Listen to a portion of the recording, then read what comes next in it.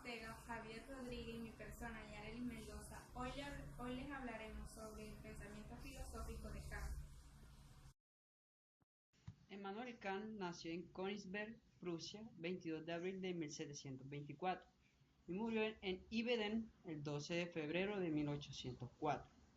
Fue un filósofo prusiano de la Ilustración. Fue el primero y más importante representante del criticismo y precursor del idealismo alemán. Es considerado como uno de los pensadores más influyentes de Europa moderna y de la filosofía universal.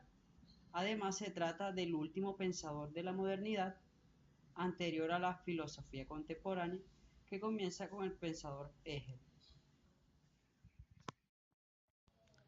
El pensamiento de Immanuel Kant fue una síntesis de las tres principales corrientes filosóficas que han existido en la Edad Moderna: el racionalismo, el empirismo y la Ilustración. Su pensamiento se fundamentaba en tres preguntas básicas: ¿qué debo hacer? ¿Qué puedo saber? ¿Y qué se me está permitido esperar?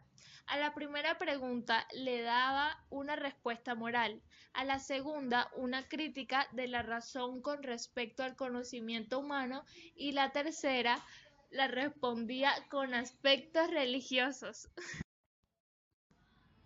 En el campo de la ciencia, uno de sus aportes más conocidos es la teoría nebular, también conocida como teoría de Kant y Laplace, que propone explicar la formación del sistema solar como proveniente de una enorme nube de gas y polvo con forma de disco, en la que se fueron formando aglomeraciones de material que formaron el Sol hacia el centro, y los planetas como grumos de materia acumulada en sitios diversos. Además, Immanuel Kant constituyó la idea del mundo, el Sol y todos los planetas son complementarios unos con otros. La teoría de Immanuel Kant se fundamentaba en la diferencia que había entre el bien y el mal, ya que para él esto es real. Según Immanuel Kant, todos los seres humanos tienen la capacidad de razonar las situaciones y de determinar si algo es bueno o si algo es moralmente erróneo. La razón práctica es parte de la moral y la libertad era parte importante de ella, pues es la posibilidad para poder actuar moralmente, pues sin la capacidad de elegir no puede haber ninguna obligación moral. Los postulados de Kant para lograr alcanzar el bien supremo eran los siguientes. Primero, la libertad. Los hombres tienen la necesidad de libertad. Segundo, inmortalidad del alma. Cuando se alcanza el bien supremo se alcanza la santidad.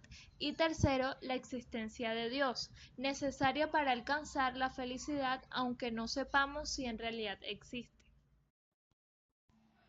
El método crítico de Kant creía en la crítica de la razón pura, que era capaz de brindar los principios del conocimiento a priori. Esta razón pura tenía los principios por medio de los cuales podíamos conocer las cosas, y que los principios no dependían de la experiencia, sino que era la experiencia la que determinaba los principios. La pedagogía de Immanuel Kant dice que el hombre es la única criatura que ha de ser educada. Dice que la educación es un arte y que necesita ser razonada para que pueda alcanzar su destino. No se debe educar a los niños conforme al presente, sino pensando en el futuro. Pensaba que por medio de la educación el hombre debía ser disciplinado, cultivado, preciso y prudente, adaptándose a la sociedad humana. La teoría moral de Kant gira en torno a la idea de que actuar moralmente y actuar de acuerdo con la razón son lo mismo. En virtud de ser un agente racional, uno está obligado a seguir la ley moral, que la razón práctica prescribe.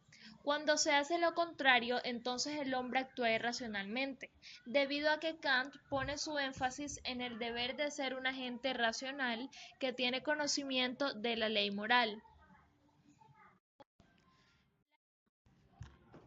En la religión, Immanuel Kant era un teísta, criticó los argumentos sobre la existencia de Dios, rechazó el argumento ontológico porque pensaba que la existencia no es un predicado y que no existía una prueba ontológica de la existencia de Dios. En la actualidad, su objeción es considerada como la objeción más fuerte, el argumento ontológico que cuenta decisivamente en su contra, pero también realizó una contribución positiva a la religión por medio de un argumento moral que probaba la existencia de Dios y el cual estaba basándose en términos de justicia, en el cual nos decía que la moralidad podía ser una empresa racional solo si la bondad tenía una recompensa.